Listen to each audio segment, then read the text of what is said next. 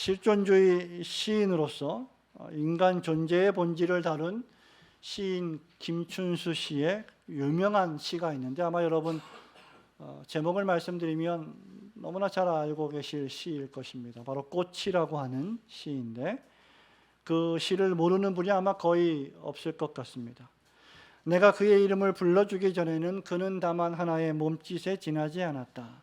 내가 그의 이름을 불러주었을 때 그는 나에게로 와서 꽃이 되었다. 내가 그의 이름을 불러준 것처럼 나의 이 빛깔과 향기에 알맞는 누가 나의 이름을 불러다오. 그에게로 가서 나도 그의 꽃이 되고 싶다. 우리들은 모두 무엇이 되고 싶다. 너는 나에게, 나는 너에게 잊히지 않는 하나의 눈짓이 되고 싶다 라고 하는 시입니다. 언제 이 시를 들었는지 모르겠는데 아마 매우 오래전에 학생 때부터 이 시를 읽었던 것으로 생각이 듭니다. 한국인이 가장 잘 아는 시 가운데 하나로서 인간 존재의 본질과 의미가 무엇인지를 시인은 묻습니다. 시인은 사람이 누군가에게 의미 있게 인식되기를 원하는 인간의 소망과 꿈을 서정적으로 묘사합니다. 시의 마지막 구절처럼 너는 나에게, 나는 너에게 잊혀지지 않는 의미가 되고 싶은 것이 사람의 소망입니다. 하지만 여러분, 오늘날 지금 우리가 살고 있는 이 시대를 보시기 바랍니다. 70년 전에 시인의 바람과는 달리 서로가 서로에게 특별한 의미이기보다 왜곡된 의미로 관계가 자리하고 있습니다. 우리의 많은 관계들이 개인적으로, 가정적으로, 사회적으로, 국가적으로 깨져 있고 거짓이 진실로 둔갑하고 서로 속고 속이며 사람들이 살아가고 있습니다. 바울의 로마서 1장의 표현대로 하자면 여자들은 순리대로 쓸 것을 바꾸어 영리로 쓰고 남자들도 서로를 향하여 음욕이 부릴 듯하며 부끄러운 일을 하며 살아가고 있습니다. 우리가 알고 있는 유명한 연예인들이 이렇게 우리 주변에서 살아가고 있는 것을 우리는 목격하고 있습니다. 놀랍게도 신체적으로 남성인 사람이 올림픽에 여자 선수로 출전합니다. 한때 종교개혁자 존 칼빈을 배출했던 프랑스가 올림픽 개막식에 레오나르도 다빈치의 최후의 만찬을 패러디해서 사진 속의 예수님을 여장한 남자로 바꾸어 놓았습니다. 예수님의 제자들은 소위 LGBTQ라고 하는, 즉 레즈비언, 게이, 양성애자, 트랜스젠더, 그리고 성소수자인 퀴어를 지지하는 사람들로 채워 놓았습니다. 참으로 신성모독적인 일이 아닐 수 없습니다. 도대체 왜 세상이 이렇게 되었습니까? 여러분, 그 이유는 단 하나밖에 없습니다. 인간이 하나님을 배반하고 하나님의 명령의 말씀을 어기고 범죄하여 그 지성과 정서와 의지와 인격이 온통 부패하고 타락했기 때문입니다. 그러므로 그들이 아무리 인권을 외치고 세상의 평화와 평등과 사랑을 논한다고 해도 그들의 평화와 평등과 사랑이라는 것이 죄와 악으로 물든 것들 뿐임을 우리는 잘 알아야 합니다. 타락한 인간이 하나님을 참되게 마주하지 않고 하나님을 알지 않고 하나님을 아는 그 지식으로 자기 자신을 마주하지 않는 한 여전히 인간은 숨쉬는 죄인이며 끊임없이 악을 행하며 살아갈 것입니다. 인간은 하나님이 참되게 불러주시기 전까지는 여전히 냄새나는 죄만 짓고 살아가는 존재들일 것입니다. 그렇기에 우리들에게는 하나님의 부르심이 필요합니다. 하나님의 부르심이 필요하지 않는 죄인은 단 한 명도 없습니다.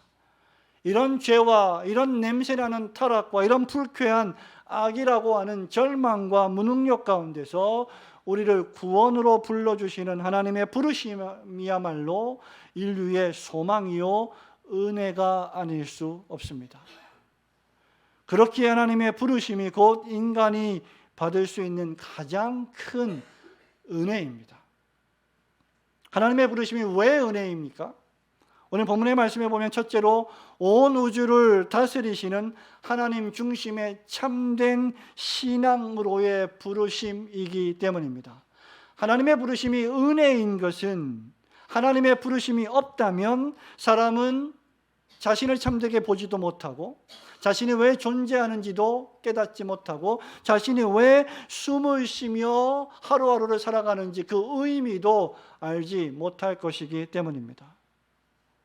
지금 이사야는 하나님의 부르심의 은혜를 받고 하나님을 보고 있습니다. 참된 신앙은 무엇보다도 이런 의미에서 우리가 늘 이야기하는 하나님 중심의 신앙이어야 합니다. 그렇게 하기 위해서는 하나님을 지식적으로만이 아니라 여러분의 심령으로, 인격으로 하나님을 마주해야 하고, 여러분의 마음이 영혼이 각성되고 회심하여 변화를 받는 것으로 시작되어야 합니다. 하나님을 만나 경험하지 못하고 그 마음이 혁명적으로 변화되지 못한 사람은 결코 참된 신앙을 시작할 수 없습니다. 그런 사람의 교회 생활은 그저 종교적 신앙에 그치게 될 것입니다. 여러분이 정말 하나님을 참되게 믿는, 여러분의 마음이 변화된 성도라면 참된 신앙은 하나님의 위엄하심이 여러분의 모든 삶과 경험을 지배하는 것을 인정하고 그것을 파악하고 경험하는 것일 것입니다. 이런 의미에서 이사야서 6장의 이 이사야를 하나님이 불러주시는 소명의 사건은 우리들에게 참된 신앙의 모습을 개인적으로 보여줄 뿐만 아니라 또 그러한 신앙이 공동체적으로 어떻게 전개해 나가는지를 잘 보여줍니다. 6장 1절은 우시야 왕이 죽던 해에 내가 본즉이라고 시작합니다. 하나님께서 이사야를 불러주신 때가 우시야 왕이 죽던 때였습니다. 신실했던 왕, 종교개혁을 일으켰던 우시야 남유다 왕국의 왕은 이 죽음과 함께 유다 왕의 몰락과 타락의 징조를 가져옵니다. 우시야 왕이 죽던 해인 주전 740년 전까지 그가 통치하던 시기에 유다 왕국은 대체로 번영을 구가했습니다. 하지만 주전 745년에 강력한 제국 이방나라 아수르 왕국의 등장이 이스라엘 민족에 심각한 위협이 되었고, 또 우시야 왕의 말년으로부터 시작해서 그 이후의 왕들이 저질렀던 수많은 우상 숭배와 타락으로 말미암아 유다 왕국은 점점 쇠퇴 일로를 걷게 되었습니다. 예루살렘 거리마다 죄로 가득 찼습니다. 여러분이 이사야 1장, 2장, 3장, 4장, 5장의 말씀을 읽었다면 그곳에서 발견하는 것은 죄와 저주와 비참과 절망뿐일 것입니다. 머리부터 발끝까지 모두 다 터져서 상한 곳뿐이라는 이사야의 고발을 들었을 것입니다. 신실하던 성읍은 창기의 거리가 되었고, 정의와 공의가 충만했던 도성에는 살인자들이 가득하게 되었습니다. 고위 관리들은 패역했습니다. 도둑과 짝했습니다. 재판관들은 뇌물을 받았습니다. 자기 배를 채우는 일에 혈안이 되어 있었습니다. 강간과 간음이 난무했고 성적 타락이 극에 달했습니다. 어디를 보아도 영적으로 황폐했고 신앙생활은 그저 외면적이 되어버렸고 종교적이 되어버렸고, 사람들은 제단에 분향하고 기도하면서 똑같은 그 손으로 피를 묻히며 하루하루를 살아갔습니다. 그것이 이사야 1장부터 5장까지의 이스라엘의 죄와 타락을 신랄하게 고발한 이사야의 책망입니다. 도무지 이 나라에 소망이라고는 보이지 않습니다.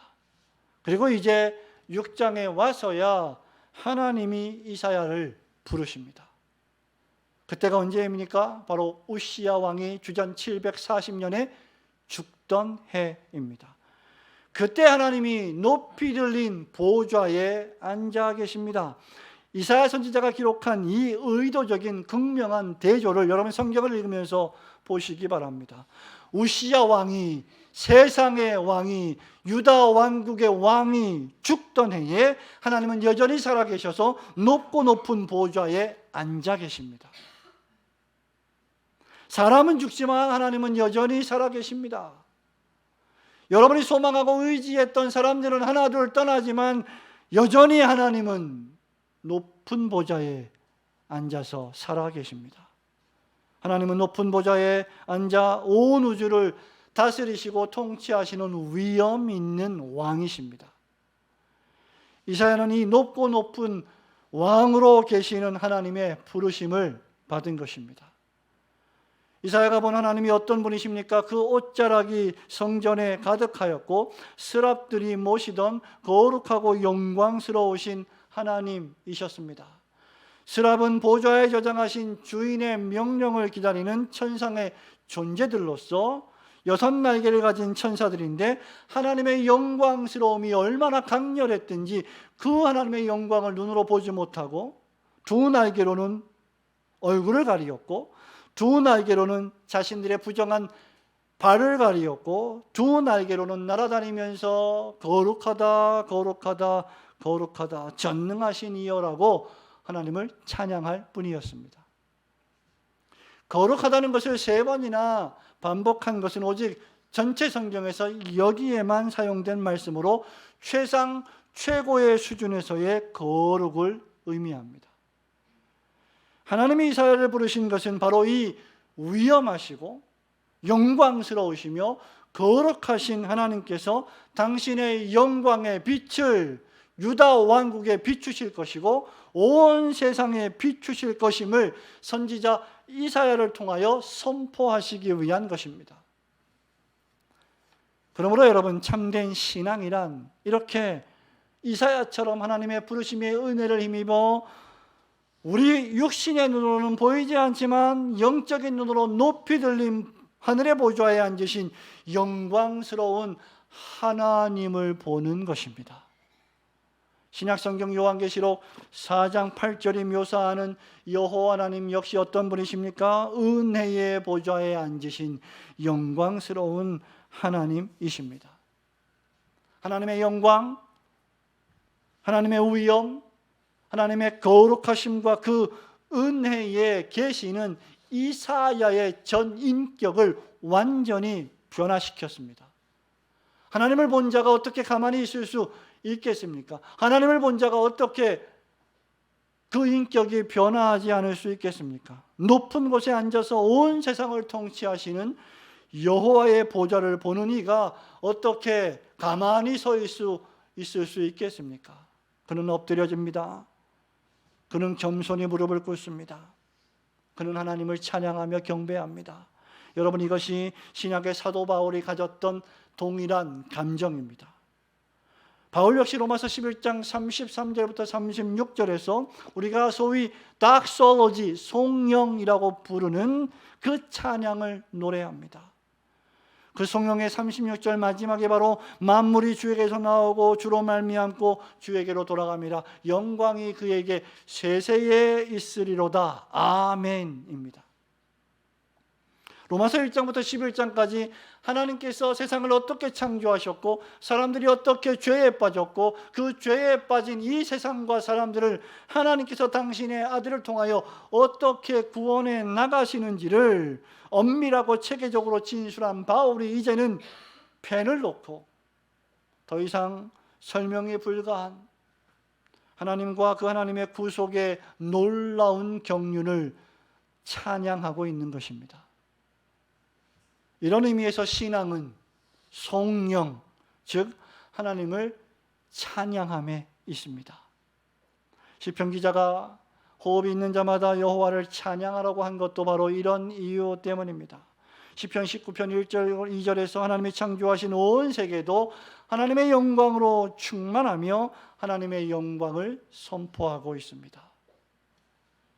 하나님 중심의 전인으로 변화된 자만이 자기 자신을 포기하게 되고 자기를 부인하게 되고 자기를 의지하지 않게 되고 자기의 모든 삶을 로마서 12장 1절 2절 말씀처럼 살아있는 제물로 하나님께 드리게 됩니다. 말하자면 찬송가 가사처럼 세상과 나는 간 곳이 없고 구속한 주만 보이는 삶이 하나님 중심의 신앙의 삶입니다. 바울이 갈라디아서에서 말하는 이제 내가 사는 것이 아니요 내 안에 그리스도께서 사시는 삶이 바로 하나님이 불러주신 하나님 중심의 삶입니다. 그럴 때에만 이 세상의 왕이 죽어도 하늘의 왕을 바라보며 우리 성도들은 소망을 갖고 살아갈 수 있습니다. 다윗은 시편 11장 3절과 4절에서 원수들에게 위협을 당하고 쫓기면서도 하나님을 신뢰하며 이렇게 고백했습니다. 터가 무너지면 의인이 무엇을 하랴? 여호와께서는 그의 성전에 계시고 여호와의 보좌는 하늘에 있으며 그의 눈이 인생을 통촉하시고 그의 안목이 그들을 감찰하시도다. 하나님의 부르심을 받고 높이 들린 보좌에 앉아서 온 우주를 통치하시고 다스리시는 하나님을 바르게 보는 자만이 자기 자신의 인생을 바르게 볼 수 있습니다. 하나님을 보고 참되게 만난 사람들만이 이 세상을 바르게 볼 수 있고 무엇이 악이며 무엇이 선인지 분별할 수 있고 모든 관계 역시 바르게 정립할 수 있습니다. 이 하나님을 보는 자만이 이 세상에서 저 사람이 없으면 내가 죽을 것 같고 내가 형통하지 못할 것 같은 이 세상의 모든 의지를 포기하게 만들고 하나님만 바라보게 만들 것입니다. 성도 여러분, 이 땅에서 어떤 일이 벌어진다 해도 우리를 부르셔서 높이 들린 하늘의 보좌에 앉으신 하나님께서 우리의 아버지가 되심을 보고 믿게 하시는 이 하나님을 소망하며 의지하며 살아가시는 성도들이 되시기를 주님의 이름으로 축원합니다. 하나님의 부르심이 왜 우리에게 은혜입니까? 두 번째로 이 거룩하신 하나님 앞에 한없이 부정한 자신의 죄를 회개하고 죄사함의 은총에 감사하게 하시는 부르심이기 때문입니다. 여러분 5절 말씀 우리 함께 읽어보겠습니다. 그때 내가 말하되 시작. 그때 내가 말하되 화로다 나여 망하게 되었도다. 나는 입술이 부정한 사람이요 나는 입술이 부정한 백성 중에 거주하면서 만군의 여호와이신 왕을 배웠음이로다 하였더라. 아멘. 이 말씀은 하나님의 은혜의 보좌를 본 이사야의 상태를 보여줍니다. 전능하신 만군의 여호와 창조주 하나님과 비교하여 볼 때 이사야의 비천함, 이사야의 낮아짐을 잘 묘사합니다. 여러분, 이것이 하나님의 영광의 보좌를 목격한 이사야의 진정한 상태입니다. 자신의 죄악과 자신의 무능력과 비참을 깨닫고 참되게 회개하는 심령만이 참된 신앙인의 이정표입니다. 누가 진정한 참된 신앙이니까? 바로 자신의 죄를 인정하고 깨닫고 날마다 회개하는 사람입니다. 이사야는 이렇게 말합니다. 자신이 망했도다, 나에게 화가 임할 것이라고 고백합니다. 여러분, 이사야는 선지자입니다. 선지자가 누구입니까? 하나님의 말씀을 받아서 백성들에게 대언하는 사람입니다. 하나님의 부르심이 있어야 가능한 일이고 하나님의 성령의 충만함을 입어야 가능한 일이고 늘 하나님과 가까이 교제하는 영적으로 충만한 사람이어야 합니다. 그러므로 선지자로 부르심을 받았다는 것은 어느 정도 그 사회에서 존경받을 만한 위치에 있는 사람입니다. 그럼에도 불구하고 선지자 이사야는 그가 선지자였음에도 불구하고 하나님 앞에서 자신의 모습을 볼 때는 입술이 부정했고 입술이 부정한 백성들 사이에서 똑같이 죄인으로 살아가는 자신의 모습을 발견하게 됩니다. 머리부터 발끝까지 타락하여 죄를 짓는 유다 백성들의 모습과 자신의 모습을 지금 함께 고백하고 있는 것입니다. 이런 의미에서 선지자 이사야는 자기 개인의 죄를 고백하는 것이기도 하지만 동시에 유다 백성들 전체의 죄를 고백하고 있는 것이기도 합니다. 그런 와중에 그는 전능하시고 전지하시며 거룩하시고 영광스러우신 하나님을 보았습니다. 그러니 이제 그는 죽는 것 외에 달리 선택할 방법이 무엇이 있겠습니까? 하나님께서 미워하시는 것이 죄일진데 그런 죄악투성이인 이사야가 하나님을 본다면 그는 죽는 것 외에 다른 결과를 기대할 수 없을 것입니다. 그렇기에 참된 신앙의 방식은 회개입니다. 자신이 스스로 경건을 유지할 수 있다고 믿는 모든 종류의 자기 의존을 배격하는 것이 진짜 신앙입니다. 내가 열심히 예배를 드리고 내가 열심히 성경을 읽고 내가 열심히 선을 행하면 내가 좀 더 거룩해지고 경건해질 수 있을 거야 라고 우리는 끊임없이 노력해야 함에도 불구하고 그렇게 살 수 없다는 것을 인정하는 것이 참된 신앙입니다.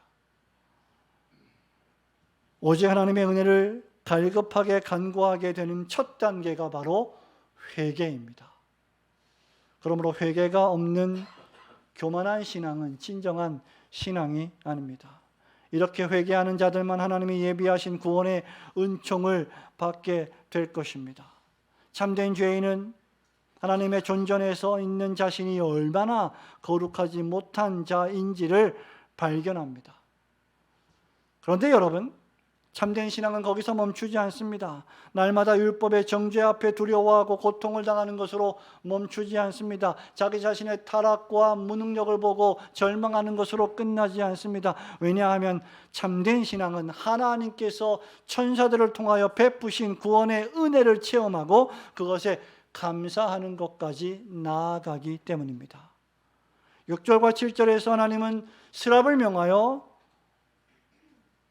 이 수출, 이 불타는 수출, 선지자 이사야의 입술에 대어 그의 죄를 씻어주시고 정결하게 또 거룩하게 하여 주십니다. 내 악이 제하여졌고 내 죄가 사하여졌느니라 하고 선포해 주십니다. 여기 단과 화저, 부젓가락 그리고 숯은 모두 다 희생제물을 바치는 도구입니다. 피 흘림이 없은즉 죄사함이 없다는 히브리서 9장 22절의 말씀을 기억나게 해줍니다. 이는 장차 예수 그리스도의 십자가 보혈로 죄인의 죄가 사면을 받는 그리스도의 속죄 사역을 상징합니다. 이사야 53장 말씀처럼 그리스도께서 우리의 허물을 위하여 찔리셨고 우리의 죄악을 위하여 상하셨습니다. 우리 예수님은 자신 앞에 놓인 기쁨을 바라보시며 십자가 죽음의 멸시와 고통을 참아내셨습니다.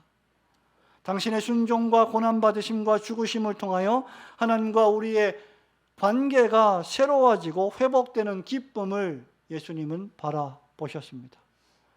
그 결과 로마서 8장 1절과 2절의 말씀처럼 이제 정죄함은 사라져 버렸습니다. 그러므로 이제 그리스도 예수 안에 있는 자에게는 결코 정죄함이 없나니 이는 그리스도 예수 안에 있는 생명의 성령의 법이 죄와 사망의 법에서 너를 해방하였습니다.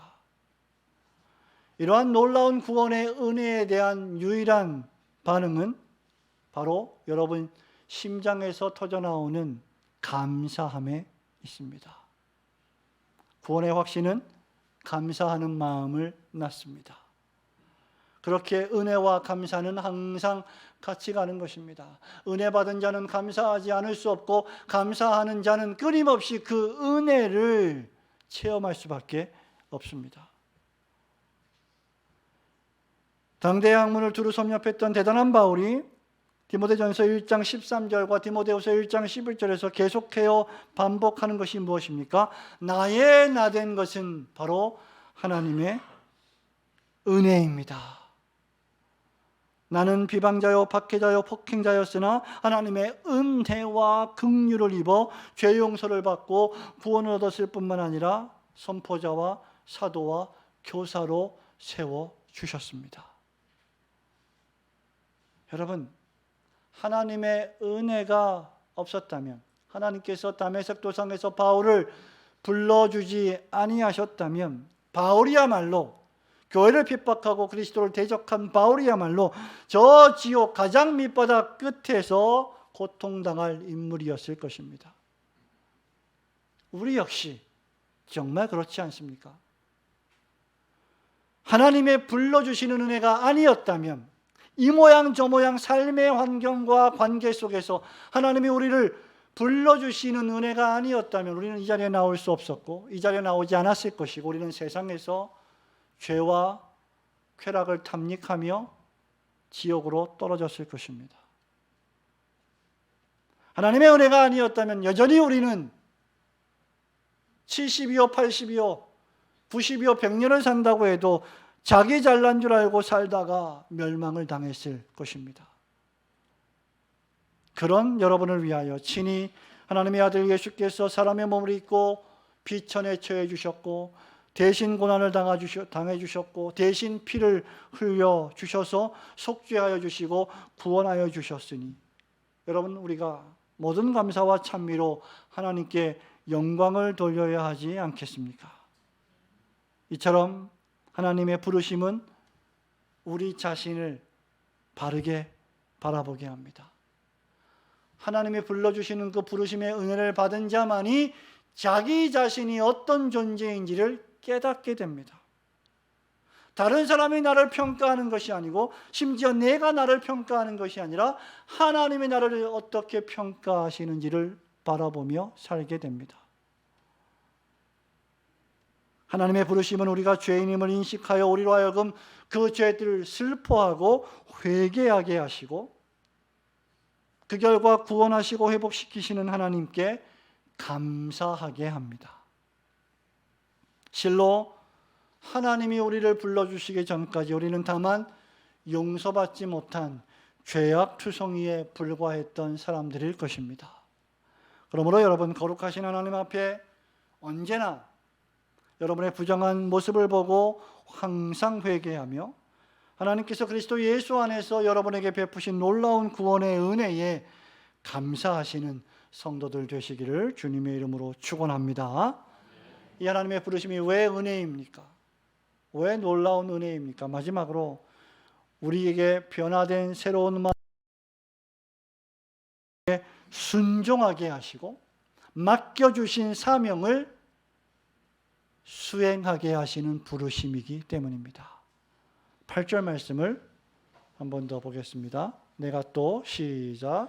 내가 또 주의 목소리를 들으니 주께서 이르시되 내가 누구를 보내며 누가 우리를 위하여 갈고 하시니 그때 내가 이르되 내가 여기 있나이다 나를 보내소서 하였더니. 아멘. 높이 들린 보좌에 앉으신 거룩하신 하나님이 예비하신 구원을 받은 이사야가 이제 수행해야 할 사명을 6장 마지막에서 하나님이 말씀하십니다. 그런데 이 일을 맡기실 때 우리에게 강압적으로 하시지 않고 이렇게 말씀하십니다. 내가 누구를 보내며 누가 우리를 위하여 갈고. 여기 우리라고 하는 단어는 장차 신약 성경에서 완전하게 계시될 성부와 성자 하나님을 가리킵니다. 이사야는 입술이 부정한 자로서 하나님께 말하지 못하던 자였지만 죄를 용서받고 구원을 얻은 자로서는 이제 믿음 가운데 자유롭게 응답하며 하나님의 놀라운 구속의 계획에 동참하는 특권을 지니게 됩니다. 이사야는 이렇게 말합니다. 내가 여기 있나이다. 나를 보내소서. 여호와 하나님께서는 입술이 부정한 타락한 유다 백성을 향하여 선지자 이사야를 보내어 회개를 촉구하고 예수 그리스도의 복음을 전하실 터였습니다. 심판과 진노 가운데서도 긍휼을 잃지 아니하시는 하나님께서 위로와 회복의 메시지를 유다 백성들에게 이사야를 통하여 주실 것이었습니다. 너희들이 다 심판을 받아 멸망하고 죽게 되겠지만 영원히 죽지 않을 것이고 다 죽지 않을 것이고 그루터기는 남아서 하나님의 은혜를 받을 것이다 라는 메시지를 주실 것입니다. 그렇게 이제 참된 신앙인의 자세는 개인적으로든지 교회적으로든지 주께서 무슨 말씀을 하시든지 그대로 순종함에 있습니다. 참된 신앙은, 참된 구원은, 여러분 마음에 임한 참된 감사는 참된 순종으로까지 나아가게 됩니다.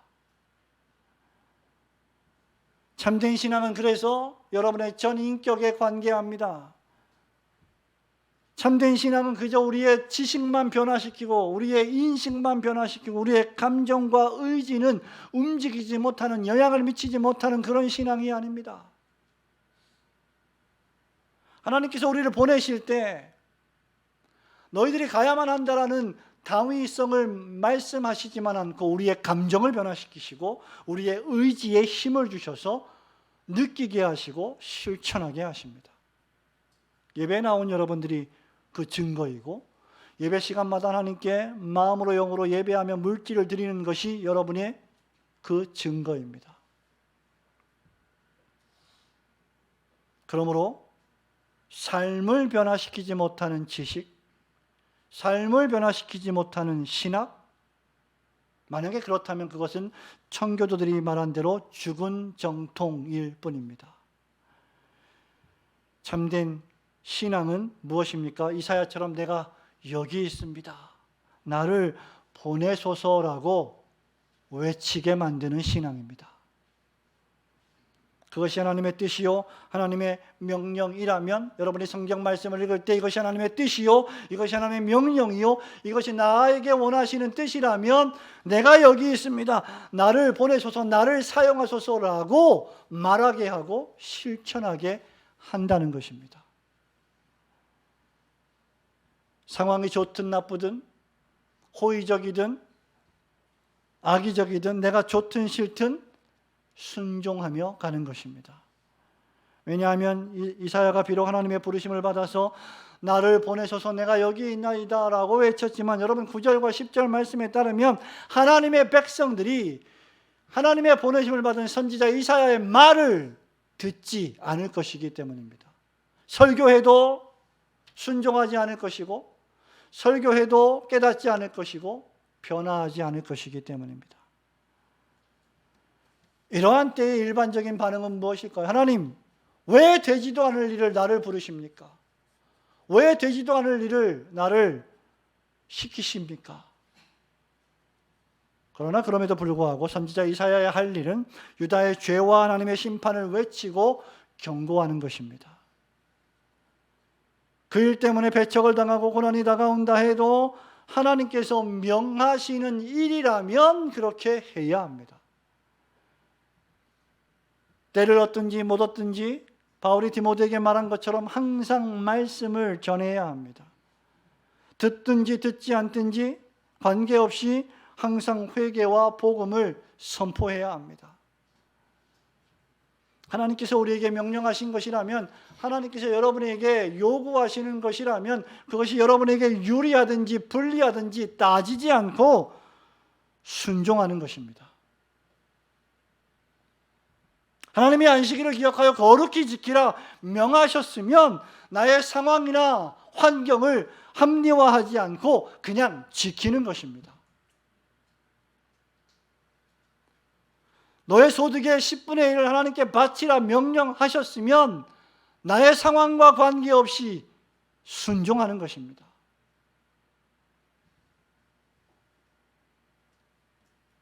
바울이 고린도 교회 교인들에게 편지하면서 고린도전서 4장 2절에서 맡은 자들에게 구할 것은 충성이라고 했습니다. 맡은 자들에게 구할 것은 감정이 아니고 여론조사도 아니고 주변의 상황도 아니고 충성이라 했습니다. 사도 요한이 요한계시록 2장 10절에서 내가 죽도록 충성하라 그리하면 생명의 면류관을 내게 주리라 했는데, 여기 죽도록이라는 말은 죽음을 각오하고 죽음에 이를 때까지 인내하는 충성을 가리킵니다. 성도 여러분, 우리가 성취하는 업적이나 사업의 결과보다는 그 일에 임하는 진정성을 더 중요하게 여길 줄 알아야 합니다. 우리가 이 일을 통해서 어떤 큰 일을 할 것인가를 생각하기보다 이 일을 하나님께서 우리에게 왜 맡기셨고 어떻게 맡기셨다면 그것을 그대로 순종하는 것이 필요합니다.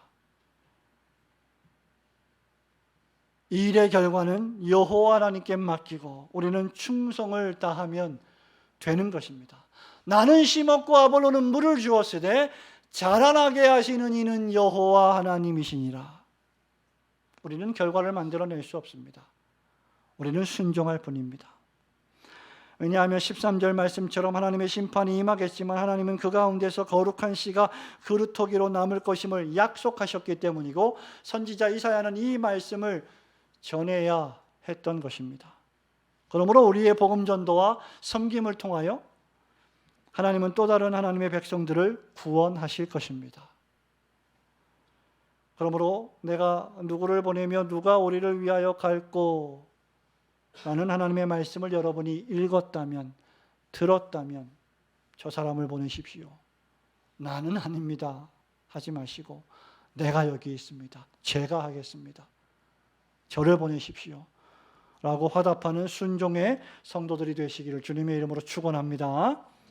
성도 여러분, 말씀을 맺습니다. 우시야 왕이 죽던 해에 선지자 이사야는 살아계신 하나님의 부르심을 받았습니다. 그는 눈을 들어 높이 들린 보좌에 앉으신 하나님을 보았습니다.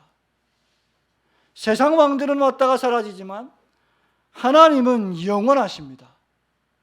세상 왕들은 죽지만 하나님은 죽지 아니함에 거하시는 분이십니다.